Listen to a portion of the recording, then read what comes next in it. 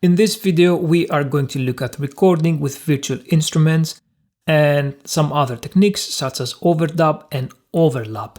Now, the good news are that you already know about the first method because it's similar to recording audio. The difference is we don't deal with a live signal, we deal with data. So let's look at the method you will be using the most. So let's load the piano. And then Y as in Yankee, piano, let's go with the Stanway. Now, exactly as with the audio tracks, I'm going to set my pre-count, so Shift and K, as in kilo, then K to turn the metronome on, then Enter to go to the beginning, and then R as in record to start recording. I want you to start using shortcuts, they make your life easier.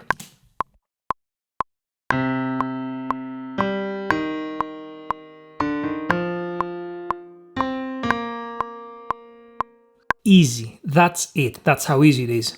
Now, MIDI is more forgiving than audio, meaning that if my recording levels are too hot and I'm clipping, it's fine. I can simply take the volume down in the instrument settings. For any of the instruments you use, you will see that they have a volume fader or knob. That goes for all the instruments, so it might be labeled volume, gain, or output. Now let's look at the piano we have already loaded, so we'll go to the sampler. And it's up here on the amp section. Let's cycle it.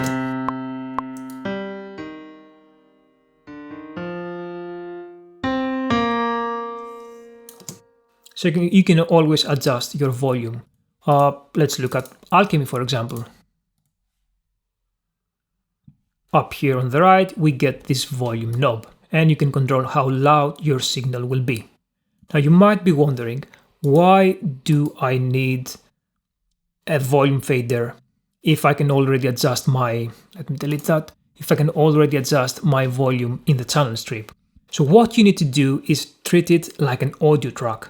So think of the internal volume as the gain when recording, and then with the channel strip fader, you do the fine adjustments for the mix. So get a healthy signal and adjust accordingly. Now everything else behaves the same. So let's look at this region we have, for example. So I can grab the upper right corner, let's make it a bit bigger, and I can loop it. I can extend the regions from both sides because it's MIDI, and I can extend it as much as I want. I can cut it. Command Z, I can grab it, I can move it. I can extend this side as well. The one thing you need to pay attention to are the tempo changes. Unlike audio tracks that are not flexed, the MIDI tracks will follow the tempo changes that you make. So let's look at an example. G as in golf, so you can look at the tempo changes. So here's the normal speed.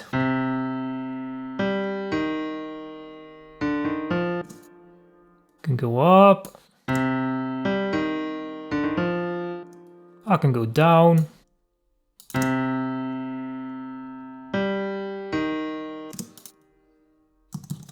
And of course, it will follow the tempo changes you have set here. So this can go all the way up to, let's say, 180.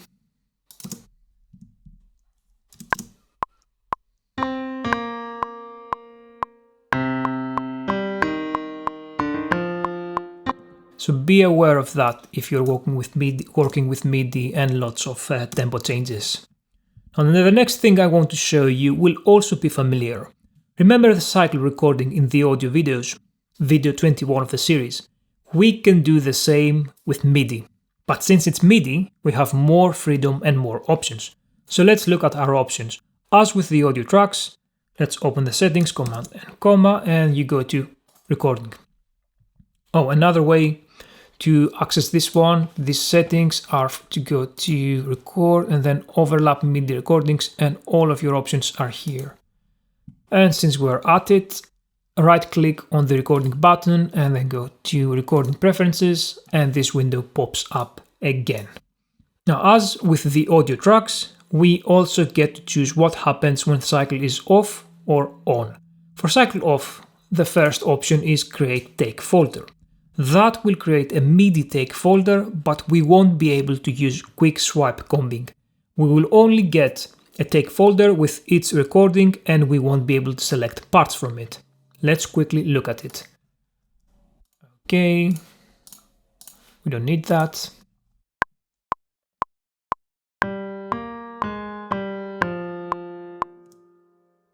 And for the overlapped part, it creates a take folder. Similarly, as with the audio, I can click here and look at my parts. So the one I choose will be the one selected and played back. And as I said, there will be no audio quick swipe combing. Let's go back. Command and comma. Now the second option is the one that you will most likely be using the most, and it's merge. I personally find this one to be most helpful, especially when you want to program drums. Speaking of which, let's try it with a drum set. So SY as in Yankee, let's do the SoCal. Let's see. Okay, let's just record a kick.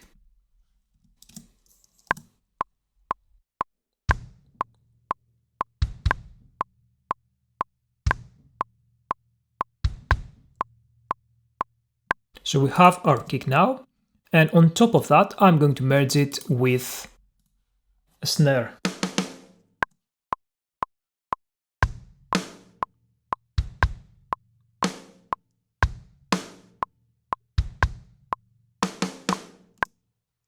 And as you can see, both of the recordings have merged into one region.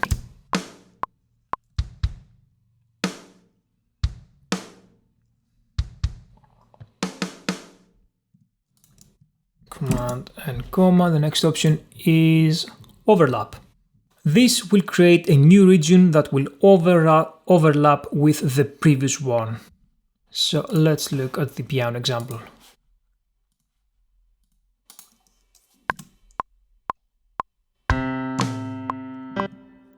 But I'm on the wrong channel. Let's go again.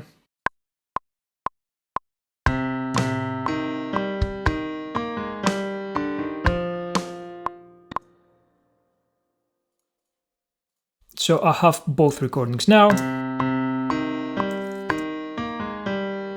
One underneath the other one, and you can tell that there are two regions here because you get this line here. So if I click on the left side of it, it chooses the one that's on top of it. If I click on the right side of it, you will see the bottom one covering the first one, and both of them will play at the same time. You can of course grab it and move it, and it will reveal the one underneath that. If I grab it and put it back, now it cuts the one underneath that, so there's nothing under here. I will either have to extend it or press Command Z to go all the way back. Now the next one, Command and comma, is overlap and merge selected regions. That is an important word here, selected. If I don't have a region selected, then the final result will be exactly like the previous option. They will simply overlap. But if I have the region selected, then no matter where I am in the timeline, the two regions will merge. Let's look at it. So let's put this one here. So I'm not selecting it, I won't have it selected. So if I record something here, we want this one.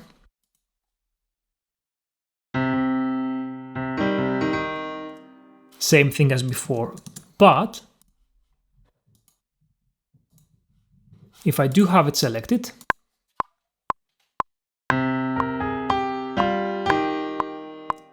you can see that they merge. And as I said, you can be anywhere you want. So if I'm here, if I start recording from here and I have this one selected,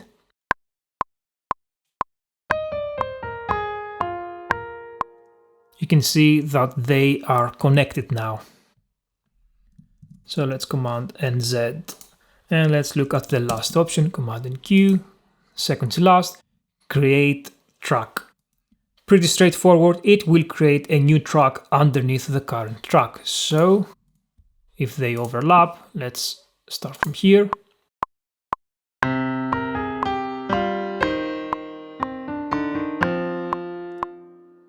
and it created a new track. Simple. Let's go back and let's look at the last option.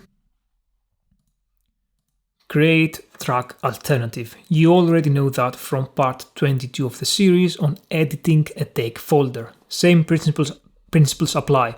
So let's quickly look at it.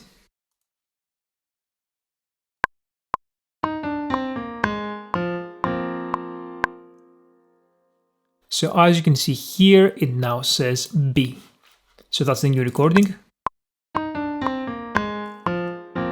To go to the previous one, I can go to A and it changes. As before, I can duplicate it, I can create a new one, rename it, or delete inactive. Delete inactive would delete everything and keep the original one, or the one that you actually have selected here. Now that's it for cycle off. Cycle on is pretty much the same except for a few options. So merge will merge everything that is played. For example, if I'm playing a loop on a loop and I'm doing 10 cycle recordings, then everything that I played on all 10 cycles will be added to my MIDI. Merge current recording only will keep the data from the last recording. So out of the 10 that I played, it will only keep the 10th one. I don't think I need to show you an example of that. Next, create tracks. It's the same as with cycle off.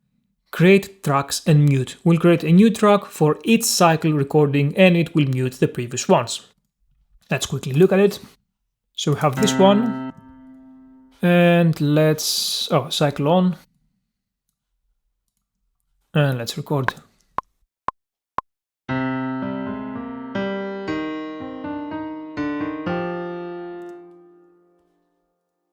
And it created a new track, but it did not mute it. Okay.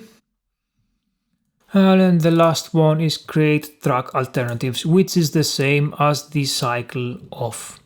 And the last thing we will look at is down here at replace. These options will only be available if the replace function is on. So we go to right click here, customize control bar and display, and then select replace. Now I can choose that. Let's go back, command and comma. Also another way of accessing these is by right clicking on the replace button and you get them here. So let's start with the first one, region arrays. Actually be careful with region arrays and content arrays, because this option will erase your MIDI data even if nothing is played, just by pressing record. Now let's look at everything. Let's start with region arrays. This will delete your regions from when you start recording until you stop recording. And as I have mentioned, be careful, they will delete your previous data. So let's skip that. Let's join them as well. Let's delete that. Now the region arrays will delete your regions from when you start recording until you stop recording. And as I have mentioned, be careful, it will delete the previous data. So let's see what happens when I record something in the middle of my region here. Let's press record.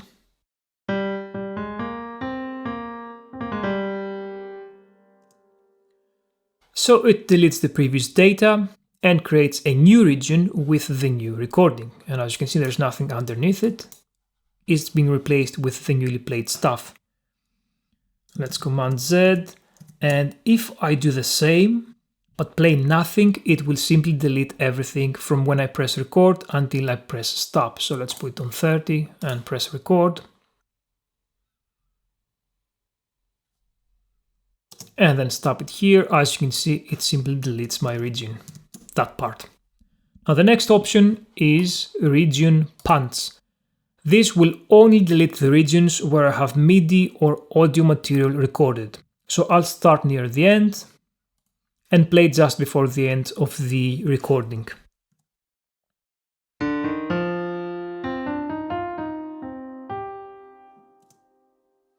As you can see, it did not start erasing my MIDI content from the moment I pressed record.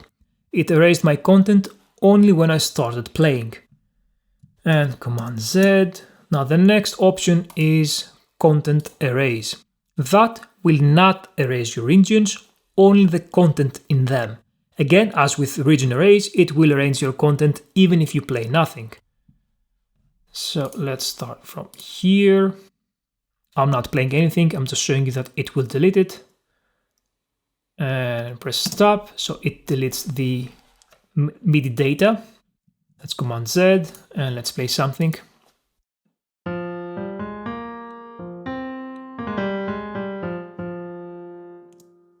As you can see, it did not create a new region, but it deleted the previous data and kept the new one.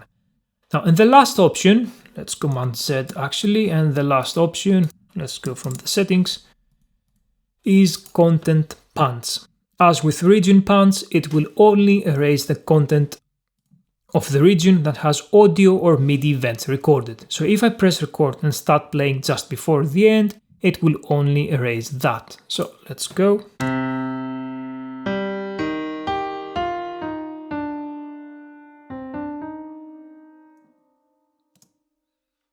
And it only erased that. Lastly, and you might find that useful, is that you can use any of these options from cycle on and off in combination with Autopunch. There's nothing new to it, it is exactly the same as in video 23 of the series, quick punching and Autopunch. So let's try it. First of all, we need to turn on Autopunch. So customize control bar and display and Autopunch. And then just turn it on. Right, so I'm going to leave it on 29. I'm going to start recording from 27. And I'm going to start playing from 28. But the MIDI recording that will be kept will start from 29. So let's start.